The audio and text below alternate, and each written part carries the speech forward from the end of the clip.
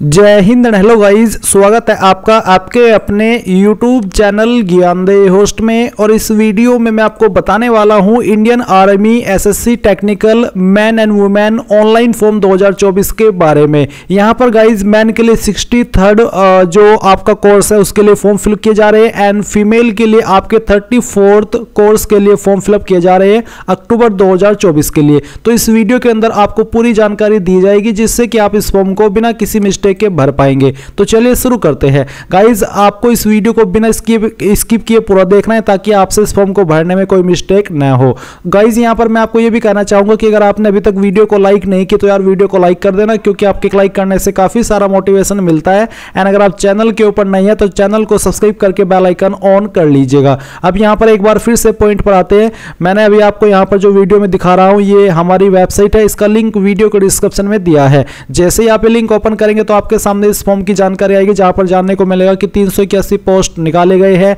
And किसके लिए कितनी वैकेंसी वो आप चेक कर सकते हैं। फिर क्या क्वालिफिकेशन चाहिए अप्लाई करने के लिए, किस डिसिप्लिन में, वो आप यहां पर चेक करेंगे। एंड इसके बाद वो इंपॉर्टेंट लिंक के सेक्शन में आकर के ऑफिशियल नोटिफिकेशन पीडीएफ के ऊपर क्लिक करके इस नोटिफिकेशन से आप यहां पर एज लिमिट एंड जो आपकी अन्य जानकारी है वो यहां पर बहुत ही अच्छे से जान सकते हैं। जब आपको लगे कि आप इसमें अप्लाई करने के लिए एलिजिबल है और आप इंटरेस्टेड है तो आपको अब कैसे इस फॉर्म में अप्लाई करना है ये जान लेना है। तो यहीं पर आपको इंपॉर्टेंट लिंक के सेक्शन में अप्लाई ऑनलाइन लिंक दिया है। ये लिंक आप जैसे ही ओपन करेंगे तो आपको यहां पर पहले ये जो कैप्चा कोड है वो डालना होगा और एंटर वेबसाइट के ऊपर क्लिक करना होगा। फिर आप यहां पर आ जाएंगे। अब जो भी आपकी डेट ऑफ बर्थ है आपके 10th के सर्टिफिकेट के अकॉर्डिंग वो आपको यहां पर सेलेक्ट कर लेनी है। ध्यान दीजिएगा कि आपकी जो डेट ऑफ बर्थ है वही आपके 10th के सर्टिफिकेट में होनी चाहिए और वही आपके आधार कार्ड में होनी चाहिए, नहीं तो आप इसमें बिल्कुल भी फॉर्म नहीं भर पाएंगे। इसके बाद में आप जेंडर सेलेक्ट करेंगे, जो भी आपका जेंडर है सेलेक्ट कर लीजिएगा। क्वालिफिकेशन आपकी क्या है वो आपको यहां पर सेलेक्ट कर लेनी है। इसके बाद में आपकी जो क्वालिफिकेशन है वो आप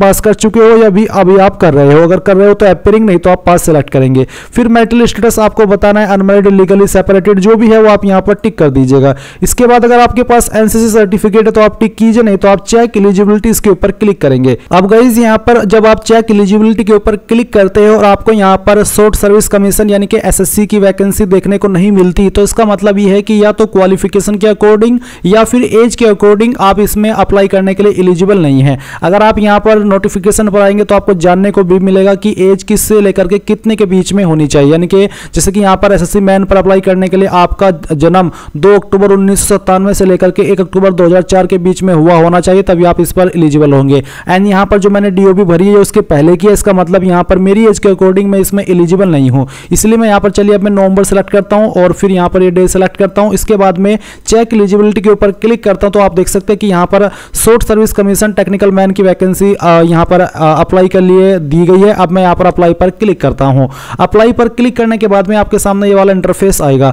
अब गाइज मैं आपको बता दूं कि अगर आपने इंडियन आर्मी की इस वेबसाइट का इस्तेमाल करके कभी पहले कोई भी फॉर्म भरा है ऑफिशियल लेवल पर, ना कि जेसीओ लेवल पर बल्कि ऑफिशियल लेवल पर, तो आपका अकाउंट बना हुआ होगा, क्योंकि इस वेबसाइट के ऊपर लाइफ टाइम में एक ही बार रजिस्ट्रेशन होता है। ऐसा नहीं है कि आप अलग अलग फॉर्म के लिए अलग अलग रजिस्ट्रेशन करते हैं, इसलिए आपको उसी डिटेल का इस्तेमाल करके लॉगिन करना होगा, जिसमें कि आप आपकी रजिस्टर्ड ईमेल आईडी और जो आपका पासवर्ड है वो डालेंगे, एक कैप्चा कोड फिल करेंगे एंड देन लॉगिन कर लेंगे। अब कुछ कैंडिडेट की प्रॉब्लम ये होगी कि उनका रजिस्ट्रेशन तो यहां पर हुआ है पर उनका पासवर्ड वो उनको याद नहीं है, तो आप यहां पर फॉरगॉट पासवर्ड के ऊपर क्लिक कीजिएगा। आपका यूजर नेम यानी कि आपकी ईमेल आईडी डालिएगा, आपका डेट ऑफ बर्थ जो कि आपने आपका रियल डेट ऑफ बर्थ ही भरा होगा इसमें वो आपको सेलेक्ट कर लेना है। फिर यहां पर सिक्योरिटी क्वेश्चन जो कि आपने रजिस्ट्रेशन करते समय सेलेक्ट किया था वो आपको यहां पर सेलेक्ट करना है और उसका आंसर जो आपने बनाया था उस वक्त वो आपको डालना है।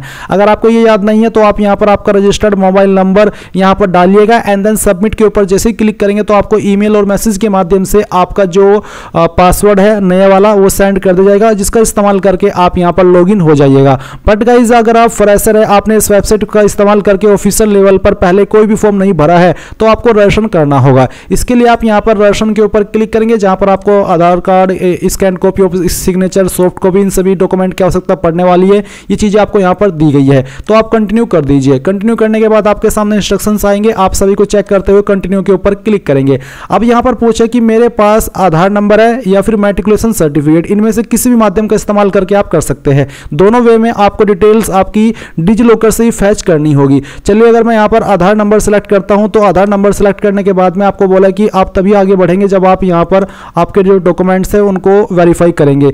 अब गाइज यहाँ पर मैं आपको बता दूं कि आधार नंबर के अकॉर्डिंग तो मैं इसमें एलिजिबल नहीं हूँ, क्योंकि मेरी डीओबी तो कम है, ज़्यादा है, और मैं इसमें एलिजिबल नहीं हूँ। फिर भी मैं आपको दिखाता हूँ कि आपके सामने क्या इंटरफेस आएगा। तो आप फैच फ्रॉम डिजिलॉकर के ऊपर जैसे ही क्लिक करेंगे, अब गाइज यहाँ पर आधार कार्ड के अकॉर्डिंग आपकी जानकारी फैच कर ली जाएगी। इसमें आपको अब आपकी डोमिसाइल स्टेट सिलेक्ट करनी है कि आप कौन सी स्टेट के निवासी है। फिर आप आपका आधार नंबर एंटर करेंगे, जो नाम आपका आधार कार्ड के अंदर है वो ऑटोमेटिकली यहाँ पर फैच कर लिया है। साथ ही सवाल है कि क्या आधार में आपका नाम मैट्रिक आधिकारिक प्रमाण पत्र के समान है, यानी कि क्या आपका नाम आधार में वही है जो कि आपका 10th के सर्टिफिकेट के अंदर है। अगर हाँ तो यस, नहीं तो आप नो करेंगे, और नो करने पर आपको कहा जाएगा कि आप फॉर्म नहीं भर सकते, आपको आधार कार्ड के अंदर भी वही नाम करवाना है जो कि आपका 10th के सर्टिफिकेट के अंदर है, तभी जाकर के आप यहाँ पर इसको भर पाएंगे। तो यहाँ पर यस कर दीजिएगा कि हाँ मेरा नाम आधार कार्ड के अंदर और 10th के सर्टिफिकेट के अंदर सेम है। फिर आप यहाँ पर जो आपका फादर नेम है वो देखेंगे आधार कार्ड के अकॉर्डिंग। इसके बाद में आपको आपके फादर का नेम एंटर करना है आधार कार्ड के अकॉर्डिंग, आपका मदर नेम एंटर करना है। इसके बाद में सेम सवाल है कि क्या आपकी डीओबी आधार कार्ड के अंदर और 10th के सर्टिफिकेट के अंदर सेम है, तो आप यहाँ पर यस कर दीजिएगा। फिर गाइज आप यहाँ पर आपका ईमेल एड्रेस एंड जो आपका मोबाइल नंबर है वो एंटर करेंगे। इसके बाद में आप ये कैप्चा कोड डालेंगे एंड देन सबमिट कर देंगे।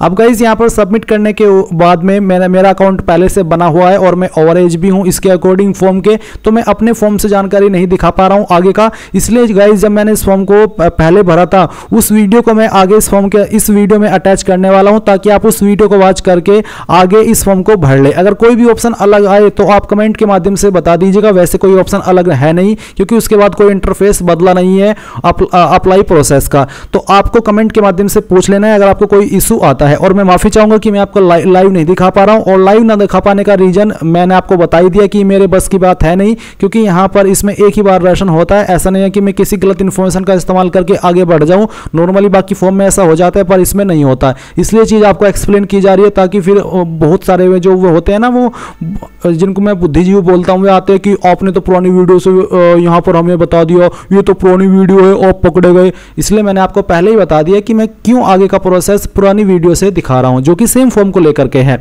सो आप वीडियो को देखते रहिए। इसके बाद दोस्तों आपके सामने ऐसा इंटरफेस आ जाएगा, जो भी आपकी ईमेल आईडी है उसके ऊपर एक ओटीपी गया होगा, वो ओटीपी यहाँ पर आपको एंटर करना है, और जो कैप्चा कोड आप यहाँ पर देख पा रहे हो ये आपको यहाँ पर फिलअप करना है। देन आपको सबमिट के ऊपर क्लिक करना है। यहाँ पर मैं आपको ये भी बताना चाहूंगा कि जो आपकी ईमेल आईडी के ऊपर ओटीपी जाता है, कभी कभी ये वक्त ले लेता है, काफी बार ट्राई करने के बाद भी नहीं जाता, और कभी कभी फर्स्ट टाइम में ही चला जाता है। तो अगर आपके सामने ऐसा एरर आ रहा है तो आपको कुछ टाइम के बाद रजिस्ट्रेशन करने की कोशिश करनी है। जब आपको ओटीपी मिल जाए तभी आप आगे बढ़ पाएंगे। तो सबमिट के ऊपर क्लिक करने के बाद जो आपको आगे की जानकारी फिल करनी है वो भी देख लीजिए। सबमिट के ऊपर क्लिक करने के बाद आपके सामने ऐसा इंटरफेस आ चुका है, जहां पर कुछ जानकारी आपकी फिलअप है और कुछ जानकारी आपको भरनी है। तो जो आपका जेंडर है वो यहां से आपको सिलेक्ट कर लेना है। फिर यहां से आपको अपना मैरिटल स्टेटस भी सिलेक्ट करना होगा। इसको सिलेक्ट करने के बाद आप नीचे देखोगे एजुकेशन डिटेल, तो मैट्रिकुलेशन बोर्ड आपका कौन सा था, सीबीएसई, एसएससी या फिर अदर या स्टेट बोर्ड, तो वो आपको सिलेक्ट कर लेना है। जैसे कि मैंने स्टेट बोर्ड सिलेक्ट किया, फिर यहां से मैं उत्तर प्रदेश चूज कर लेता हूं। मैट्रिकुलेशन 10th सर्टिफिकेट, यानी कि जो आपका 10वीं है और जो सर्टिफिकेट नंबर उसका होता है वो यहां पर लिख दीजिए। अगर आपकी मार्कशीट के ऊपर सर्टिफिकेट नंबर नहीं है तो आप 10th का रोल नंबर भी यहां पर दे सकते हैं। इसके बाद आपको यहां पर जो आपकी 10th की मार्कशीट है उसका सर्टिफिकेट भी यहां पर अपलोड करना है, जो कि 200 KB के अंदर रहना चाहिए। एलिजिबल क्वालिफिकेशन, यानी कि कौन सी क्वालिफिकेशन से आप इस पर एलिजिबल हो अप्लाई करने के लिए, वो आपको सिलेक्ट कर लेना है। बेसिकली जो भी आपकी क्वालिफिकेशन है, स्टेटस यहां से चूज कर लीजिए।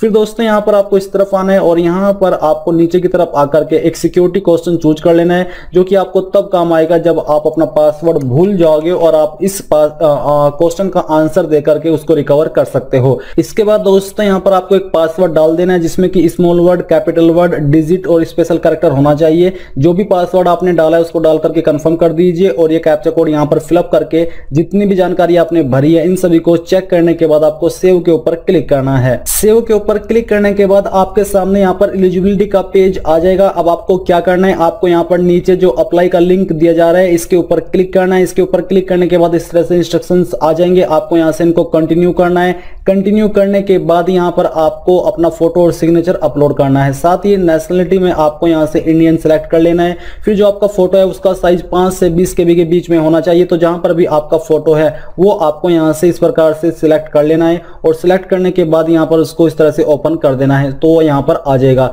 अब आपको सिग्नेचर अपलोड करना है। सिग्नेचर का साइज आपका 5 से 10 KB के बीच में होना चाहिए। तो जहां पर भी आपका सिग्नेचर है उसको आपको यहाँ से सिलेक्ट करके अपलोड कर देना है। तो चलिए इसको सिलेक्ट करके हम यहाँ से ओपन कर लेते हैं। तो ये सिग्नेचर आ चुका है। अब आपको सेव एंड कंटिन्यू के ऊपर क्लिक करना है तो ये जानकारी आपकी सेव हो जाएगी। अब आती है कम्युनिकेशन डिटेल यानी कि एड्रेस की जानकारी। तो जो भी आपका एड्रेस है वो यहाँ पर आपको आपकी आईडी के अकॉर्डिंग फिलअप कर देना है। कंप्लीट एड्रेस यहाँ पर आपको सिटी और या फिर विलेज का नाम आपको लिख देना है। स्टेट यहाँ से आपको अपनी सिलेक्ट कर लेनी है। डिस्ट्रिक्ट आपकी जो भी है उस स्टेट के अंदर वो सिलेक्ट कर लेनी है। आपके पोस्ट ऑफिस का पिन कोड यहाँ पर आपको एंटर कर देना है। अगर आपका परमानेंट और प्रेजेंट एड्रेस सेम है तो यहाँ पर टिक कर दीजिए। टिक करने के बाद नीचे आपको सेव एंड कंटिन्यू के ऊपर क्लिक करना है। अब आती है एजुकेशन डिटेल। तो यहाँ पर टाइप ऑफ स्कूल आपको सिलेक्ट कर लेना है। इनमें से अगर कोई है तो चूज कर लीजिए, नहीं तो अदर्स के ऊपर क्लिक कर दीजिए। इसके बाद दोस्तों यहाँ पर आपका है रोल नंबर ऑफ 10+2 यानी कि 12th का या फिर डिप्लोमा का जो रोल नंबर है वो यहाँ पर आपको लिखना होगा। ये लिखने के बाद नीचे आता है अदर। तो आपको यहाँ पर अदर स्कूल जो बेसिकली आपने सिलेक्ट किया उसका नाम आपको एंटर करना है। तो चलिए हम यहाँ से इसको एंटर कर देते हैं। ये करने के बाद यहाँ से दोस्तों नीचे आपको एक और ऑप्शन देखने को मिलेगा जो कि है वेदर डिप्लोमा होल्डर और नोट। क्या आप डिप्लोमा होल्डर है? अगर है तो यस कीजिए, नहीं तो आपको नो ही रहने देना है। इसके बाद दोस्तों यहाँ पर अगर आप यस करते हो तो आपको जो परसेंटेज मार्क्स है जो कि आपने 12th या फिर डिप्लोमा के अंदर प्राप्त किए थे वो यहाँ पर आपको लिखने हैं। बेसिकली यहाँ पर मैं ये लिख देता हूँ क्योंकि मैंने 12th की जानकारी दी है कि कितनी परसेंटेज आपकी थी वो आपको बतानी है। मेन इंजीनियरिंग स्ट्रीम यानी कि जो आपका इंजीनियरिंग का मेन स्ट्रीम है वो कौन सा है वो आपको सिलेक्ट कर लेना है। इसको सिलेक्ट करने के बाद नोटिफाइड इक्विवेलेंट स्ट्रीम, क्या आपका कोई नोटिफाइड इक्विवेलेंट स्ट्रीम है वो यहाँ से आपको सिलेक्ट कर लेना है। तो चलिए हम इसको सिलेक्ट कर लेते हैं जो कि हमारा नोटिफाइड है। फिर यहाँ पर आता है date of joining engineering course की, यानी कि कब आपने जो आपका इंजीनियरिंग का कोर्स है वो ज्वाइन किया था वो आपको यहाँ से जो सिलेक्ट कर लेनी है। फिर यहाँ पर कब आपने अपना ये कोर्स कंप्लीट कर लिया था वो आपको सिलेक्ट करना होगा। तो चलिए यहाँ से हम इसको इस प्रकार से सिलेक्ट कर लेते हैं। सिलेक्ट करने के बाद नेम ऑफ कॉलेज, आपको अपने कॉलेज का नाम या फिर यूनिवर्सिटी का नाम यहाँ पर दे देना है फुल फॉर्म के साथ में। नेम ऑफ यूनिवर्सिटी, अगर आपने डायरेक्टली अपनी जो ये कोर्स है वो यूनिवर्सिटी से किया है तो आपको दोनों में यूनिवर्सिटी का नाम ही दे देना है। टाइप ऑफ यूनिवर्सिटी क्या थी वो आपको सिलेक्ट कर लेना है और फिर आपको स्टेट यानी कि कौन सी स्टेट के अंदर आपकी यूनिवर्सिटी लोकेटेड थी वो आपको सिलेक्ट कर लेनी है।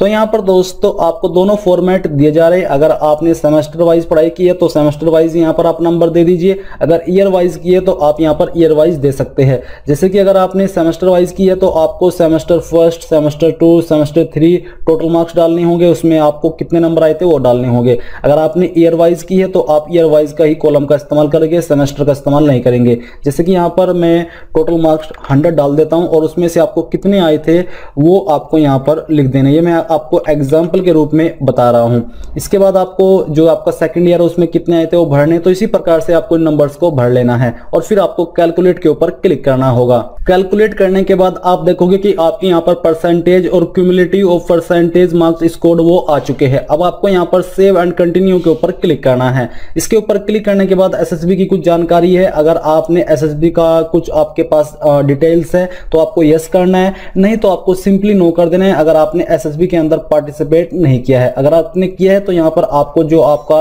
एंट्री है वो सिलेक्ट करना होगा, लोकेशन चूज करनी होगी और जो आपका ईयर एंड मंथ है वो आपको सिलेक्ट करना होगा। मैं यहाँ पर नो कर देता हूँ क्योंकि आप फ्रेशर है तो आप यहाँ पर नो कर दीजिए एंड सेव एंड कंटिन्यू के ऊपर क्लिक कर दीजिए। अब आपके सामने आपके फॉर्म का प्रीव्यू आ चुका है जहां पर आपके द्वारा भरी गई सभी जानकारी को आप वन लास्ट टाइम कंफर्म कर सकते हो और यहाँ पर टिक कर दी के आपको सबमिट के ऊपर क्लिक करना है। आपको बोला जा रहा है कि download button will appear below this page 30 minutes after closing of online application, यानी कि जब ये ऑनलाइन एप्लीकेशन क्लोजिंग होगी उसके 30 मिनट पहले 30 मिनट बाद आपको यहाँ पर जो आपके फॉर्म का पीडीएफ है वो डाउनलोड करने का लिंक मिल जाएगा और जो आपका एडमिट कार्ड है वो भी आपको ऑनलाइन ही ट्रांसफर कर दिया जाएगा। आपको रोल नंबर यहीं पर जानकारी मिल जाएगी। आपको बोला कि the changes in edit mode will take effect only after clicking on submit button.